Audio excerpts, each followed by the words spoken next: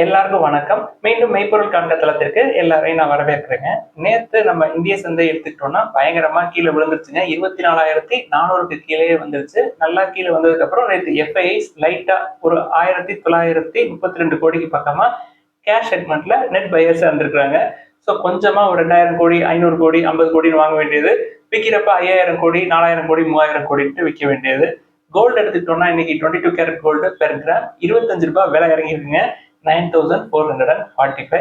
So மார்க்கெட்ல நம்மளுக்கு opportunities நிறைய கிடைக்கும். ஸோ வெயிட் பண்ணலாம். அவசரப்பட்டு எங்கேயுமே உள்ள போய் பல்கா என்ட்ராக தேவையில்லை.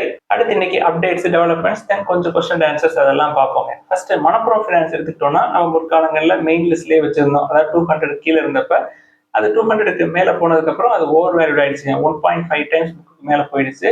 இப்போ நிலைமை எப்படி இருக்கு அப்படின்னா மறுபடியும் 200 கீழே வர்றதுக்கான வாய்ப்பு இருக்கிற மாதிரி தெரியுதுங்க.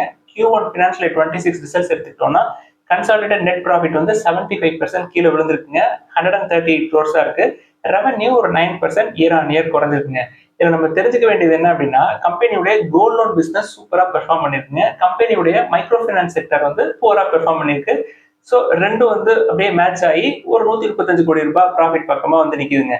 கோல்ட் லோன் செக்மெண்ட் எடுத்துக்கிட்டோம்னா 10% ரெவன்யூ கூடி இருக்கு. மைக்ரோ ஃபைனான்ஸ் செக்மெண்ட்ல ஒரு 53% ரெவன்யூ இயர் ஆன் இயர் குறைஞ்சிருக்கு. கோல்ட் லோன் செக்மெண்டோட ப்ராஃபிட் பிஃபோர் டாக்ஸ் பார்த்தோம்னா ஒரு 538 கோடி. மைக்ரோ ஃபைனான்ஸ் செக்மெண்ட்ல ப்ராஃபிட் பிஃபோர் டாக்ஸ் அப்படின்னு பார்த்தோம்னா 437 கோடி குறைஞ்சிருக்குங்க. லாஸ் பண்ணியிருக்காங்க. இந்த மைக்ரோ ஃபைனான்ஸ் இண்டஸ்ட்ரியோட ஸ்ட்ரென்த் என்ன அப்படின்னு புரிஞ்சுக்கணும்னா இந்த Q1 financial 26 Q1 financial 25 compare பண்ணி பார்த்தோம் அப்படின்னா profit before tax micro finance செக்மெண்ட்ல 775 கோடியா இருந்திருக்குங்க. அதாவது மைக்ரோ ஃபைனான்ஸ் செக்மெண்ட் அப்படின்றது தங்க முட்டையிடு மாத்து அப்படின்னு சொல்லுவோம் இல்லையா? இப்ப நமக்கு நல்லா புரிஞ்சிருக்கும். மைக்ரோ ஃபைனான்ஸ் செக்மெண்ட் அப்படின்றது ரெண்டு பக்கமே சுடுற துப்பாக்கி மாறிங்க. அதுல நல்ல ப்ராஃபிட்டும் கிடைக்கும், லாஸ் வந்தா இவ்வளவு லாஸ் வரும் அப்படின்றத நம்ம புரிஞ்சுக்கணும் அப்படின்றதுக்காக தான் இதை கம்பேர் பண்ணி சொன்னேன். கம்பெனி வந்து ஒரு ஷேருக்கு 50 காசு டிவிடெண்ட் அனௌன்ஸ் பண்ணியிருக்காங்க. ரெக்கார்ட் டேட் வந்து ஆகஸ்ட் 14, 2025. மணப்புரம் ஃபைனான்ஸை பொறுத்த வரைக்கும் பிரைஸ் டு புக் 1.5க்கு மேல இருக்கு. பிரைஸ் டு புக் 1.5க்கு கீழே வந்ததுக்கு அப்புறம் நம்ம ஸ்டார்ட் பண்ணுவோம். அதுக்கு கீழே போக போக கன்சிடர் பண்ணுவோம். கீழே போகல, இங்கேயே தான் நிக்குது, 236 கிராஸ் பண்ணாம அப்படியே இருக்கு அப்படின்னா அப்படியே விட்டுருவோம். அதனால எந்த பிரச்சனையும் இல்லை. நம்ம ஏற்கனவே south Indian bank, Tamil Nadu mercantile பேங்க்லாம் கோல்ட் லோன் ஃபினான்ஸ்க்காக கன்சிடர் பண்ணிட்டு தான் இருக்கோம். அது போக ஸ்பந்தனா ஸ்பூர்த்தி, முத்தூட் மைக்ரோ ஃபின்லாம் இருக்கு மைக்ரோ ஃபினான்ஸ் செக்மெண்ட்டுக்கு. மணப்புறம் 1.5 டைம்ஸ் புக்குக்கு கீழே வரல அப்படின்னா நமக்கு எதுவும் லாஸ் கிடையாது. அடுத்து டாடா மோட்டார்ஸ்ல ஒரு சில அப்டேட்ஸ் இருக்கு. ஃபர்ஸ்ட் அப்டேட் என்ன அப்படின்னா டாடா மோட்டார்ஸ் வந்து கமர்ஷியல் வெஹிக்கிள் பிசினஸ் நாங்க வந்து டிமர்ஜ் பண்ணிடுவோம் அப்படின்னு ஏற்கனவே சொல்லியிருந்தாங்க. அதுக்காக போர்டு ஏற்கனவே 2024 அப்ரூவ் பண்ணியிருந்தாங்க இல்லையா? கம்பெனி இப்ப ஆகஸ்ட் 1, 2025 கம்பெனியை வந்து டிமர்ஜ் பண்ணிடுவோம் அப்படின்னு சொல்லி உறுதியா இருக்கிறாங்க. ஸோ ஆகஸ்ட் 1, 2025 மேல டிமர்ஜ் பண்ணிட்டாங்க அப்படின்னா ஃபர்ஸ்ட் இந்த டாடா மோட்டார்ஸோட பேசஞ்சர் வெஹிக்கிள் அது வழக்கம் போல ட்ரேட் ஆகிட்டு இருக்குங்க. தென் கமர்ஷியல் வெஹிக்கிள் பிசினஸ் வந்து ஒரு 3 மாசம் கழிச்சு லிஸ்ட் பண்ணுவோம் அப்படின்னு சொல்லியிருக்காங்க. அடுத்து டாடா மோட்டார்ஸ்ல அடுத்த அப்டேட், முக்கியமான அப்டேட் என்ன அப்படின்னா Q1 ஃபினான்ஷியல் 26 ரிசல்ட்ஸ் தாங்க. வால்யூம் க்ரோத் அப்படின்னு எடுத்துக்கிட்டோம்னா அக்ராஸ் த செக்மெண்ட் க்ரோத் வந்து பயங்கரமா குறைஞ்சிருக்கு, டிக்ளைன் ஆயிருக்குங்க க்ரோத். அதனால ப்ராஃபிட்டபிலிட்டி பயங்கரமா அடி வாங்கியிருக்கு. 63% குறைஞ்சிருக்குங்க year on year profit. Revenue 2.5% விழுந்திருக்கு.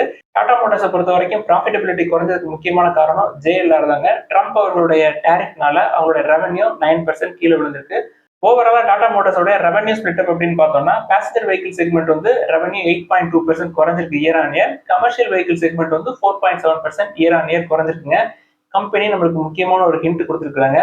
இந்த டிமாண்ட் அப்படின்றது ரொம்ப சேலஞ்சிங்கா இருக்கு அப்படின்னு சொல்லியிருக்காங்க. ஸோ டிமாண்ட் வந்து கம்மியா இருக்கு, டிமாண்ட் இல்லை அப்படின்றத நம்ம புரிஞ்சுக்கணும். இது போக கம்பெனியோட CFO, அதாவது future MD CEO of JLR என்ன சொல்லியிருக்காரு, இந்த ரேர் எர்த் மேக்னெட் ஷார்டேஜ்னால எங்களுக்கு ஒன்றும் பெருசா பிரச்சனை இல்லை அப்படின்ற ஒரு இன்னொரு ஹிண்டை கொடுத்துருக்காருங்க. ஸோ டாடா மோட்டார்ஸ் மறுபடியும் கீழே இறங்குச்சு அப்படின்னா நம்ம வந்து கன்சிடர் பண்ணலாம். வழக்கம் போல 1-2 கன்சிடர் பண்ணி நம்ம அக்யூமுலேட் பண்ணலாம். ஒரு 6 to 10 இயர்ஸ்ல நம்மளுக்கு நல்ல ரிட்டர்ன்ஸ் கிடைக்கும். ரெண்டா ஸ்பிளிட் ஆயிடும். கமர்ஷியல் வெஹிக்கிள் தனியா க்ரோ ஆகும், பேசஞ்சர் வெஹிக்கிள் தனியா க்ரோ ஆகும். நம்ம லோயஸ்ட் பாயிண்ட் வரைக்கும் டாடா மோட்டார்ஸை விடாம பிடிக்கும். அடுத்து ஸ்டேட் பேங்க் ஆஃப் இந்தியாவுடைய Q1 ஃபினான்ஷியல் 26 ரிசல்ட்ஸ் எடுத்துக்கிட்டோம்னா நெட் ப்ராஃபிட் வந்து ஒரு 12.5% ஏறி இருக்குங்க year on year. Quarter on quarter பேசிஸ்ல ஒரு 3% ஏறி இருக்கு. கம்பெனியை பொறுத்த வரைக்கும் அதர் இன்கம்ஸ் வந்து 55% கூடி இருக்குங்க. சரி, அவங்க வந்து லார்ஜஸ்ட் லெண்டர் இந்தியாவை பொறுத்த வரைக்கும். கோர் பிசினஸ்ல அவங்களோட க்ரோத் எப்படி இருக்கு அப்படின்னு பார்த்தோம்னா அதாவது நெட் இன்ட்ரெஸ்ட் இன்கம் பார்த்தோம்னா ஒரு 0.1% விழுந்திருக்குங்க. அதாவது இந்தியாவிலேயே வந்து பெரிய பப்ளிக் செக்டர் பேங்க் அவங்க தான், அவங்களுக்கே இந்த நிலைமை. அட்வான்சஸ் அண்ட் டெபாசிட்ஸ் 12% ஏறிருக்கு இயர் ஆன் இயர். அடுத்து டாடா ஆட்டோ காம்பனன்ஸ் எடுத்துக்கிட்டோம்னா ஐஏசி குரூப் சோல்வேக்கியால 100% ஸ்டேக்கை அக்வயர் பண்றாங்க. எப்படி இதை அக்வயர் பண்றாங்க அப்படின்னா, டாடா ஆட்டோ காம்பனன்ஸ் உடைய British subsidiary Artifex interior system limited அதன் மூலமா இந்த 100% ஸ்டேக் எடுக்கிறாங்க. எப்படி இந்த அக்விசிஷன் மூலமா ஃபைனலா யாருக்கு பெனிஃபிட் வரும் அப்படின்னா ஜேஎல்ஆர் மூலமா டாடா மோட்டார்ஸ்க்கு. தென் ஈரோப்ல அவங்க ஏற்கனவே இவிகோ அப்படின்ற பிசினஸ் அக்வயர் பண்ண போறாங்க. So commercial vehicle, passenger vehicle எல்லாத்துக்குமே இந்த பிசினஸ் அக்விசிஷன் அப்படின்றது ஹெல்ப்ஃபுல்லா இருக்குங்கிறதுல எந்த சந்தேகமே இல்லை. அடுத்து வோல்டாஸ் எடுத்துக்கிட்டோம்னா கம்பெனியோட நெட் ப்ராஃபிட் வந்து 58% இறங்கி இருக்குங்க இயர் ஆன் இயர். ரெவன்யூ வந்து ஒரு 20% பக்கமா இறங்கியிருக்கு. என்ன காரணம் அப்படின்னா நல்லா வெயில் அடிக்கணுங்க, அப்பதான் வோல்டாஸ் நல்ல பிசினஸ் நடக்கும். மான்சூன் வந்து ரொம்ப ப்ரியராகவே ஸ்டார்ட் ஆயிடுச்சு, அதனால ரெவன்யூ க்ரோத் அப்படின்றது 20% குறைஞ்சிருச்சு, ப்ராஃபிட்டபிலிட்டியும் விழுந்துருச்சுங்க. கம்பெனி நம்ம கன்சிடர் பண்ற ரேஞ்சில் இருக்காது, ஓவர் வேல்யூல தான் இருக்கும். அது 800-900 ரேஞ்சில் வந்தா பார்ப்போம். அடுத்து ஐசிஐசிஐ பேங்க் எடுத்துக்கிட்டோம்னா reserve bank of India monetary penalty போட்டிருக்காங்க. ஒரு 75 லட்சம் ரூபாய் பெனால்டி போட்டிருக்காங்க ஐசிஐசிஐ பேங்க் மேல. என்ன காரணம் அப்படின்னா நான் கம்பைலன்ஸ் வித் ரெகுலேட்டரி டைரக்ஷன்ஸ் அப்படின்னு சொல்றாங்க. அவங்களோட ரெகுலேட்டரி கைட்லைன்ஸை அட்ஹர் பண்ணல அப்படின்னு சொல்றாங்க. ரெண்டு விஷயத்துக்காக சொல்றாங்க. ஒன்று வந்து ப்ராப்பர்ட்டி வேல்யூவேஷன், இன்னொன்று வந்து ஓப்பனிங் ஆஃப் கரண்ட் அக்கௌண்ட். இது ரெண்டுலையும் ஆர்பிஐயோட கைட்லைன்ஸை அட்ஹர் பண்ணாம இருந்திருக்கலாம், அதனால இந்த 75 லட்சம் ரூபாய் ஃபைன் போட்டிருக்காங்க. ஐசிஐசிஐ பேங்கோட கன்சிடரேஷன்ஸ் பத்தி ஏற்கனவே கேட்டிருந்தாங்க. அதோட பிரைஸ் டு கிட்டத்தட்ட 2 டைம்ஸ்க்கு மேல இருக்குங்க. நம்மளோட த்ரெஷ்ஹோல்ட் அப்படின்றது 1.5 தான். 2 டைம்ஸ்க்கு மேல இருந்தா அந்த ஷேர் பிரைஸ் ஏறவே ஏறாது, அப்படியே தான் நின்றுட்டே இருக்கும் அப்படின்லாம் கிடையாதுங்க. அது ஒரு சைடு ஏறிக்கிட்டே தான் இருக்கும். பட் நம்ம ஃப்ரெஷ்ஷா கன்சிடர் பண்றதுக்கு ஒரு த்ரெஷ்ஹோல்டை செட் பண்ணிட்டோம் அப்படின்னா அதை வந்து மீறக்கூடாது, அதை எப்பொழுதுமே ஃபாலோ பண்ணணும். டு பி ஃப்ராங்க், நம்மளோட த்ரெஷ்ஹோல்டை ஃபாலோ பண்றதுனால நம்மளுக்கு ஒன்றும் பெருசா நட்டம் வந்துடாதுங்க. அடுத்து ஜைடஸ் லைஃப் சயின்சஸ் எடுத்துக்கிட்டோம்னா கம்பெனி வந்து ஒரு கிரானிக் கான்ஸ்டிபேஷன் டிசீசஸ்க்கான ஒரு ட்ரக்குங்க ப்ரோகேலோபைட் அப்படின்னு சொல்றாங்க. அந்த ட்ரக்குக்கு யுஎஸ்எஃப்டிஏ அப்ரூவல் கிடைச்சிருக்குங்க. இது ஜைடஸ் லைஃப் சயின்சஸ்க்கு ஒரு நல்ல செய்தி தான். யுஎஸ்எஃப்டிஏ அப்ரூவ் பண்ண இந்த கான்ஸ்டிபேஷன் ட்ரக்கை அகமதாபாத் ஃபெசிலிட்டியில அவங்க ப்ரொடக்ஷன் நடக்கும் அப்படின்ற மாதிரி சொல்லியிருக்காங்க. ஜைடஸ் லைஃப் சயின்சஸ் பொறுத்த வரைக்கும் இப்பயுமே கன்சிடரபிள் ரேஞ்சில் தாங்க இருக்கு. ஃபார்மாவுக்கெல்லாம் ஒரு வேலை டேரிஃப் போடுறாரு ட்ரம்ப் அவர்கள் அப்படின்னா குறையும். பட் நாட்கோ குறையிற அளவுக்கு டாக்டர் ரெட்டியோ ஜைடஸோ இல்ல பயோகானோ குறையிறதுக்கு வாய்ப்புகள் ரொம்ப ரொம்ப கம்மிங்க. இப்ப சமீபத்துல பயோகானுடைய எம்டி சிஇஓ கிரண் ஷா அவர்கள் கூட சொல்லியிருந்தாங்க, எங்களுக்கு அதனால பெருசா பாதிப்புகள் வரவே வராது, நாங்க ஏற்கனவே யூஎஸ்ல பயங்கரமா இன்வெஸ்ட் பண்ணிட்டோம் அப்படின்னு சொல்லியிருக்காங்க. ஸோ ஜைடஸ்க்கும் அந்த மாதிரி பெரிய பிரச்சனைகள் வராது. வந்தா நாட்கோவுக்கு பயங்கரமான பாதிப்புகள் வரும், கீழே வந்தா நம்ம பிடிச்சிடலாம். அடுத்து இன்னைக்கு கேள்விகளுக்குள்ள போயிடலாங்க. ஃபர்ஸ்ட் ஒரு நண்பர் வந்து மார்க்சன்ஸ் ஃபார்மாவோட கன்சிடரேஷன் பத்தி கேட்டிருக்காங்க. மார்க்சன்ஸ் ஃபார்மா பொறுத்த வரைக்கும் 25 டைம்ஸ் ஏர்னிங்ஸ்ங்க. நம்மளோட த்ரெஷ்ஹோல்டுக்கு கீழே தான் இருக்கு. பட் நம்ம சிப்லாக்கு என்ன சொல்லிட்டு இருக்கோம், 23 டைம்ஸ் ஏர்னிங்ஸ்க்கு 20 டைம்ஸ் 90 டைம்ஸ் வரட்டும் அப்படின்னு சொல்றோம். அது வந்து லார்ஜ் கேப். மார்க்சன்ஸ் ஃபார்மா ஒரு மிட் சைஸ் கம்பெனி தான். ஸோ 210 or 15 ரேஞ்சில் இருக்கு. நண்பர் என்ன கேட்கிறாரு, நான் மார்க்சன்ஸ் ஃபார்மாவை கன்சிடர் பண்ணோம் அப்படின்னா எந்த ரேஞ்சில் கன்சிடர் பண்ணலாம் அப்படின்னு சொல்லி கேட்கிறாங்க.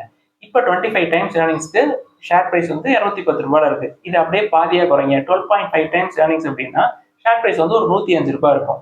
அங்க இருந்து ஒரு 5 or 6 டைம்ஸ் நீங்க கூட்டுங்க பிரைஸ் டு ஏர்னிங்ஸ். எத்தனை டைம் ஒரு 175 180 அந்த ரேஞ்சில் வந்துருச்சு அப்படின்னா பிரைஸ் டு ஏர்னிங்ஸ் வந்து ஒரு 18 19 20 அந்த ரேஞ்சில் வந்துடும். ஸோ 210ல இருந்து இன்னும் ஒரு 50 ரூபாய் குறைஞ்சிச்சு அப்படின்னா உங்களுக்கு இது பிடிச்ச மார்க்சன்ஸ் ஃபார்மாவை கன்சிடர் பண்ணலாம். நான் இதை எதன் அடிப்படையில் சொல்றேன் அப்படின்னா, நான் மார்க்சன்ஸ் ஃபார்மா கன்சிடர் பண்ணணும்னு ஆசைப்பட்டேன்னா இப்படிதாங்க கன்சிடர் பண்ணுவேன். அடுத்து கவர்மெண்ட் பாண்டை எங்க சார் நான் கன்சிடர் பண்றது அப்படின்னு சொல்லி கேட்டிருக்காங்க. கவர்மெண்ட் பாண்டை கன்சிடர் பண்றதுக்கும் அப்ஸ்டாக்ஸ்ல ஆப்ஷன் இருக்குங்க, அதுவும் வந்து அப்பப்போ வருது. அதுல என்ன ஒரு டிஸ்அட்வான்டேஜ் அப்படின்னா கூப்பன் ரேட் அப்படின்றது 7.5 to 8% கம்மியா தான் இருக்கு. அதனாலதான் அதை பத்தி நம்ம பெருசா பேசுறது இல்லைங்க. அதே மாதிரி அப்ஸ்டாக்ஸ்லேயே ட்ரெஷரி பில்ஸும் கன்சிடர் பண்றதுக்கு ஆப்ஷன் இருக்கு. கவர்மெண்ட் பாண்ட்ஸ், கார்பரேட் பாண்ட்ஸ் எல்லாமே வந்து லாங் டேர்ம். ட்ரெஷரி பில்ஸ் அப்படின்னா மேக்ஸிமமே 1 year தான். அதாவது மினிமம் 3 months, தென் 6 months, தென் 1 year. இந்த 3 பீரியட்ஸ்ல தான் நீங்க ட்ரெஷரி பில்ஸ் வந்து அப்ளை பண்ண முடியும். ட்ரெஷரி பில்ஸை பொறுத்த வரைக்கும் ஒரு 6.5% நம்மளுக்கு கூப்பன் ரேட் கிடைக்குங்க. அடுத்து ரோட் மொபைல் அப்படின்னு நிறுவனத்தை பத்தி கேட்டிருக்காங்க. இதை பத்தி நம்ம ஏற்கனவே டிஸ்கஸ் பண்ணிருக்கோங்க. முதல்ல ப்ராஃபிட்டபிலிட்டி குறையுது, ரெவன்யூ ஸ்டேபிளா இருந்தது. இப்ப ரெவன்யூ வந்து குறைஞ்சிக்கிட்டு இருக்குங்க, பெர்ஃபார்மன்ஸ் புவரா இருக்கு. ஸோ அந்த சைடு போகணுமா அப்படின்ற கேள்வி எனக்கு இருக்கு. அப்படி உங்களுக்கு கண்டிப்பா வேணும் அப்படின்னா பிரைஸ் டு புக் குறையிறப்ப 1.5க்கு கீழே வர்றப்ப வேணா பார்க்கலாம். பட் அப்பயுமே எனக்கு ரிஸ்கா தாங்க தெரியுது. அடுத்து இண்டஸ் டவர்ஸோட கன்சிடரேஷன் பத்தி கேட்டிருந்தாங்க. நம்ம ஏற்கனவே சொல்லியிருந்தோங்க, இண்டஸ் டவர்ஸை பொறுத்த வரைக்கும் ரொம்ப ரொம்ப காஸ்ட்லியான பிசினஸ்ங்க.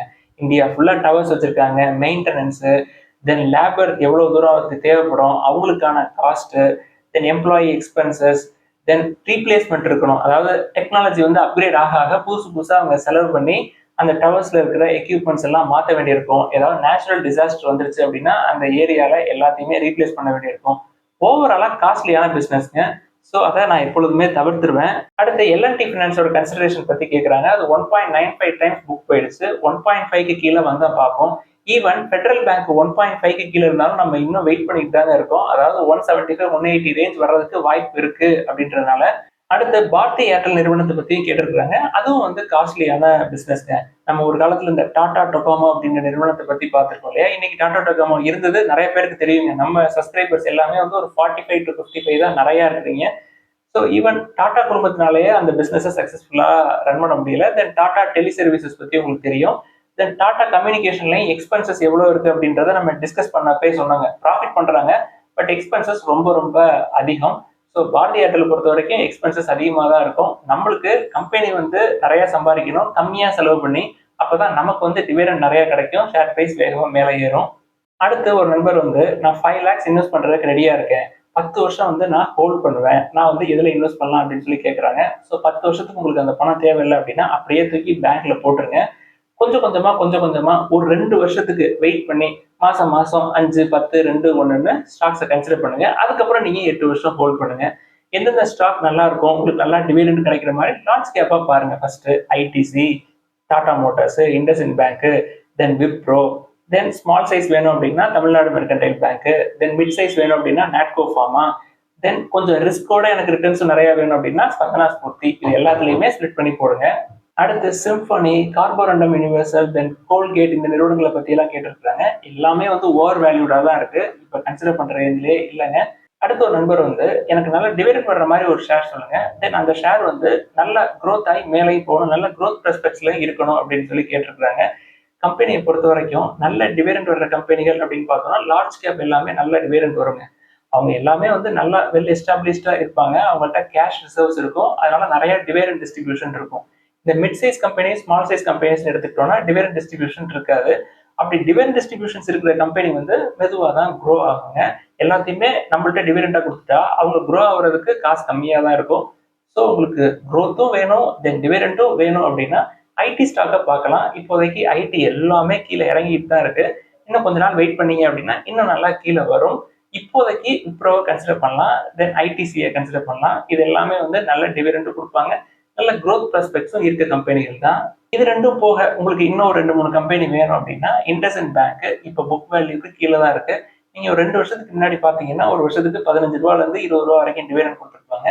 தென் டாடா மோட்டார்ஸ் இப்பயே லோல தான் இருக்கு, அடுத்த வாரம் இன்னும் போட்டு அடிப்பாங்கன்னு நினைக்கிறேன். 500 கீழே வந்தா நம்மளும் ஒரு 5 வருஷம் கழிச்சு ஜாலியா சொல்லலாம், நான் 500 ரூபாய்க்கு டாடா மோட்டார்ஸை கன்சிடர் பண்ணிட்டேனே அப்படின்னு சொல்லலாம். இதெல்லாம் போக உங்களுக்கு நல்ல பெர்சன்டேஜ் ஆஃப் டிவிடெண்ட் ஈல்ட் வேணும் அப்படின்னா பவர் கிரிட் இன்ஃப்ராஸ்ட்ரக்சர் இன்வெஸ்ட்மெண்ட் ட்ரஸ்ட்டை கன்சிடர் பண்ணலாம். பட் ஷேர் பிரைஸ் மெதுவாக தான் மேலே போகும், பட் உங்களுக்கு 10%க்கு மேலே ஈல்டு கிடைக்குங்க. அடுத்த நண்பர் வந்து கார்னாட் அப்படின்ற நிறுவனத்தை பத்தி கேட்டிருக்காங்க. கம்பெனியோட மார்க்கெட் கேப் பார்த்தீங்கன்னா ஒரு 74 crores தாங்க. ரொம்ப ரொம்ப ஸ்மால் சைஸ் கம்பெனி. இந்த மாதிரி ஸ்மால் சைஸ் கம்பெனியை பொறுத்த வரைக்கும் ரிஸ்க் ஜாஸ்திங்க. நீங்க நிறைய தூக்கி உள்ள போட்டீங்கன்னு வச்சுக்கோங்களேன், மார்க்கெட் அடிக்கிறப்ப குட்டி குட்டி கம்பெனிஸை போட்டு மிதிச்சு அடிச்சு துவைச்சு எடுத்துருவாங்க. ஸோ கேர்ஃபுல்லா இருங்க. இதெல்லாம் தான் இன்னைக்கு டிஸ்கஸ் பண்ணணும்னு நினைச்சோம். ஏதாவது சந்தேகங்கள் கேள்விகள் இருந்தால் எல்லாத்தையும் எழுதுங்க. எல்லாருக்கும் நன்றி.